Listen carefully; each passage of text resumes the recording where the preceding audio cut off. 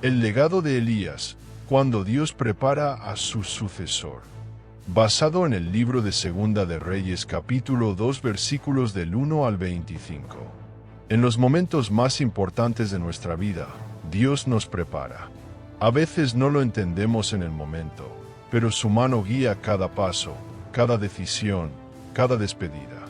La historia que vamos a contemplar hoy nos habla de legados, de fidelidad y de cómo Dios nunca nos abandona, incluso cuando las circunstancias parecen imposibles de entender.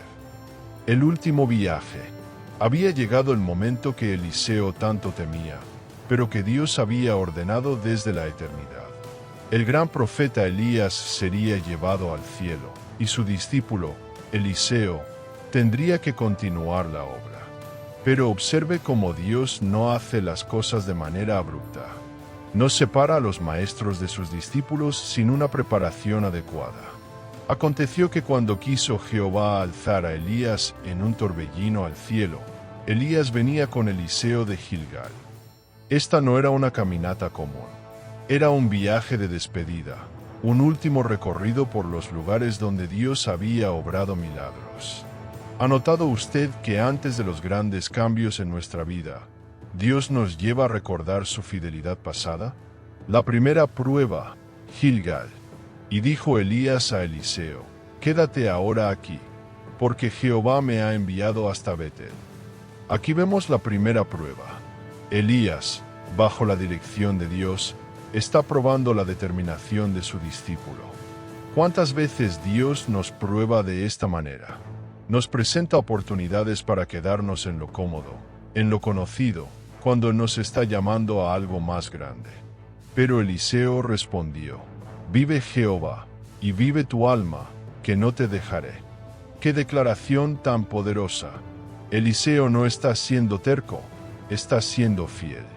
Cuando Dios pone una visión en nuestro corazón, cuando nos llama a un propósito, debemos tener esa misma determinación. No te dejaré. Estas palabras resuenan con el compromiso que Ruth hizo a Noemí, con la fidelidad que Cristo nos muestra cada día. Los profetas de Betel. Vinieron los hijos de los profetas que estaban en Betel a Eliseo, y le dijeron: ¿sabes que Jehová quitará hoy a tu señor de sobre ti? Imagine por un momento estar en el lugar de Eliseo. Todos a su alrededor conocen lo que va a suceder. Es como cuando estamos enfrentando una situación difícil y todos parecen saber lo que va a pasar, excepto que nosotros preferimos no hablar de ello. Y él dijo: sí, yo lo sé, callad. Eliseo sabía. Su corazón ya estaba preparándose para la despedida, pero aún no estaba listo para hablar de ello. ¿No es esto muy humano? Sabemos que Dios tiene planes, pero nuestro corazón necesita tiempo para procesarlo. La segunda prueba, Betel. Y Elías le dijo: Eliseo, quédate aquí ahora, porque Jehová me ha enviado a Jericó. Segunda prueba. Dios está refinando el carácter de Eliseo, fortaleciendo su resolución. En nuestra vida cristiana, Dios no nos da responsabilidades hasta que nuestro carácter esté preparado para manejarlas. Mas él dijo: vive Jehová, y vive tu alma, que no te dejaré. La misma respuesta, pero ahora con más fuerza, más convicción. Cada no que le decimos a las tentaciones de quedarnos en lo fácil, nos fortalece para el siguiente desafío. Los profetas de Jericó. También los hijos de los profetas que estaban en Jericó se acercaron a Eliseo y le dijeron: ¿sabes que Jehová quitará hoy a tu señor de sobre ti?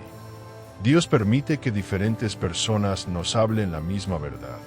A veces necesitamos escuchar el mismo mensaje desde diferentes voces para que penetre en nuestro corazón. Él respondió: sí, yo lo sé, callad. Eliseo está madurando en esta experiencia. Ya no huye de la realidad, la acepta, pero mantiene su compostura.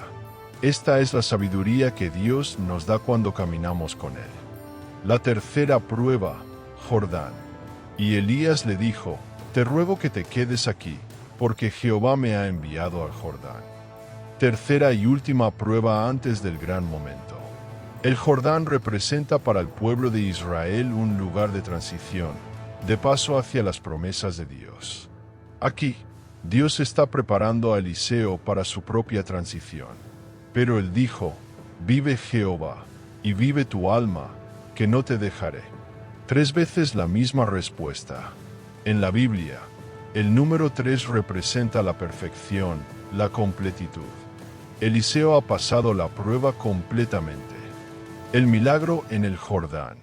Y vinieron 50 varones de los hijos de los profetas, y se pararon delante a lo lejos, y ellos 2 se pararon junto al Jordán. Dios siempre provee testigos para sus obras más grandes. Estos 50 hombres no están allí por casualidad. Están allí para ser testigos de la transición del poder profético.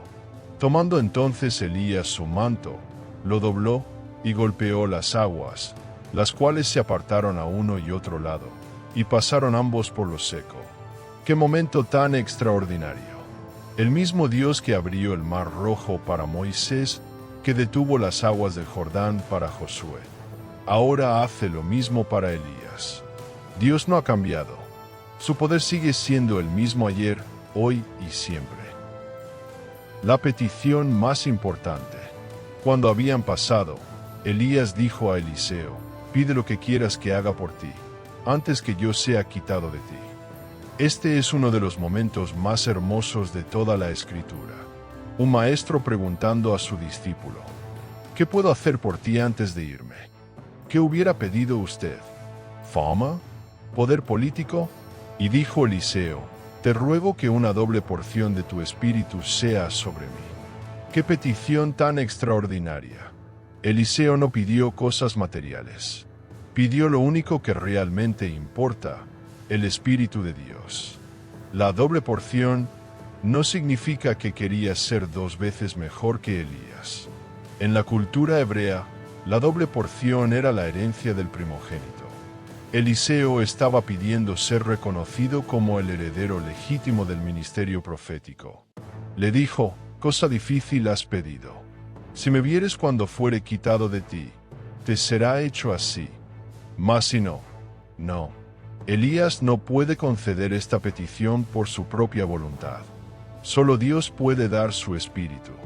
Pero establece una condición: «Si me vieres cuando fuere quitado de ti».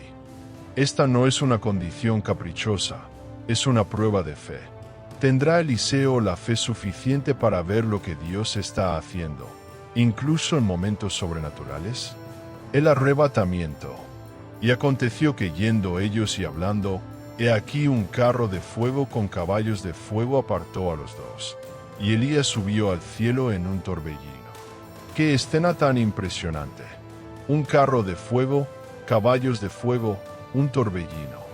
Dios está mostrando su gloria, su poder, su majestad. Elías no murió como los demás mortales. Fue trasladado directamente al cielo, como Enoc antes que él. Viéndolo Eliseo, clamaba: «Padre mío, carro de Israel y su gente de a caballo». Eliseo vio. Pasó la prueba de fe. Sus ojos estaban abiertos a la dimensión espiritual. Y su grito revela su corazón: «Padre mío». No era solo su maestro, era como un padre para él. Y reconoce que Elías era la verdadera defensa de Israel, más poderosa que todos sus carros y caballos. Y nunca más le vio, y trabando de sus vestidos, los rompió en 2 partes.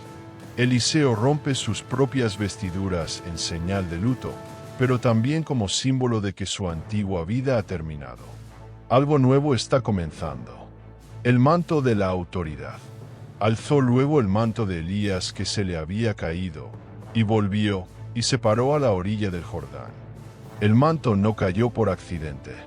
Dios lo dirigió directamente a las manos de Eliseo.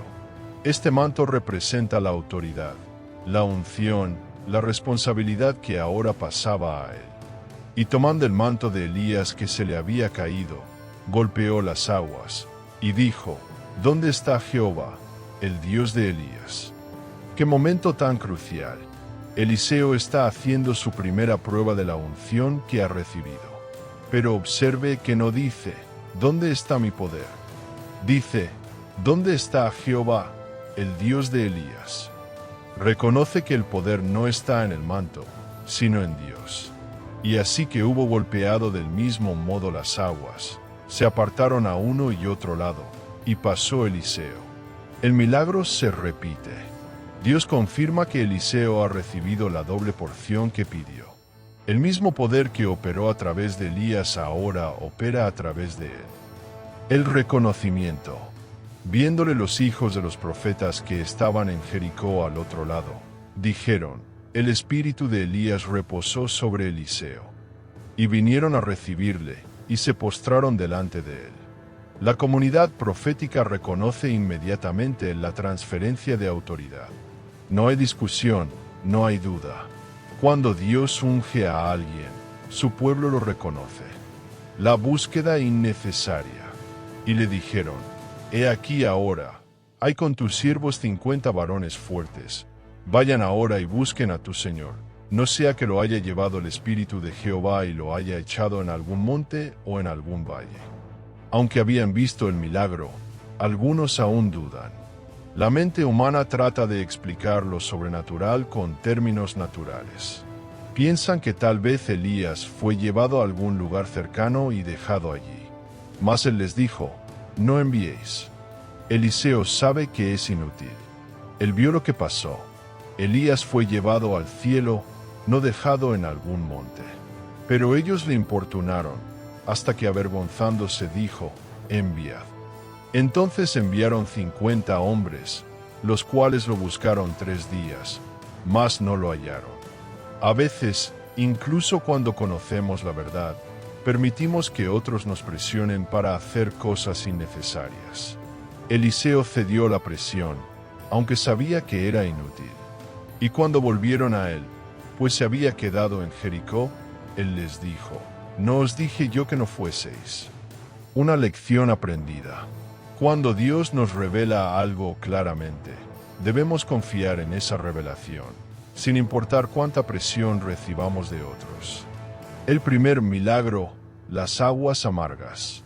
Y los varones de la ciudad dijeron a Eliseo, he aquí el lugar en que está asentada esta ciudad es bueno, como mi señor ve, mas las aguas son malas, y la tierra es estéril. Aquí vemos el primer problema que Eliseo debe resolver como profeta principal. Jericó tenía una ubicación estratégica excelente, pero las aguas estaban contaminadas, haciendo la tierra improductiva. Entonces él dijo, traedme una vasija nueva, y poned en ella sal. Y se la trajeron. ¡Qué interesante! Eliseo pide una vasija nueva y sal.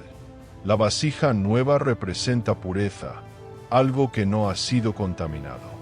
La sal, en la antigüedad, era símbolo de purificación y preservación.